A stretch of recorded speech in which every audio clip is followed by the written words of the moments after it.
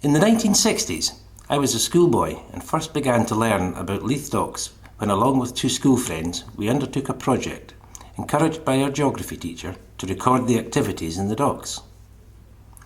Leith had for centuries been the premier port in Scotland, when almost all goods were transported by sea, as roads were very poorly surfaced and railways, canals and air transport were all in the future.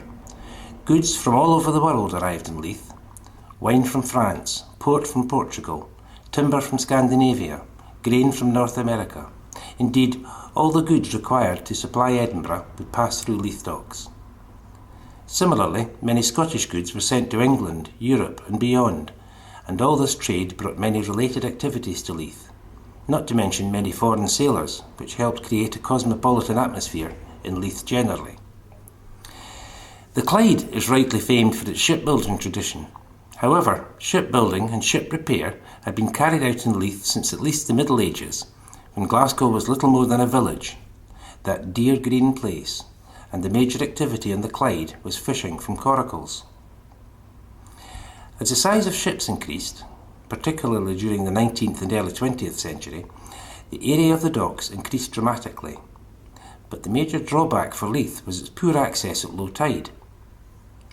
At the time of our project in the late 60s, major engineering works had just been completed to incorporate lock gates at the entrance to the docks and permanently raise the water level.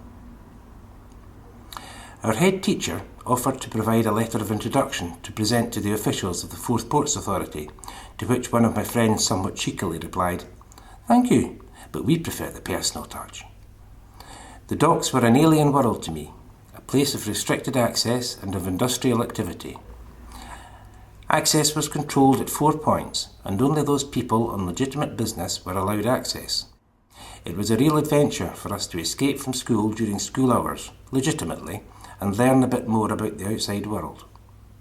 Looking back, I feel privileged to have experienced this world, the smell of damp ropes mooring the ships, and of diesel fumes from the engines.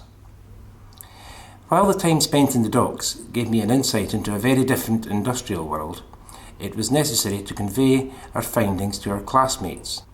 Our presentation consisted of a large board with a variety of images, either hand-drawn or photographs taken from brochures and publicity material given to us by officials from Fourth Ports Authority, and these images were supplemented with descriptive text. Our geography teacher, Mr. Cormack, was so pleased with our presentation that he invited the local press to view it.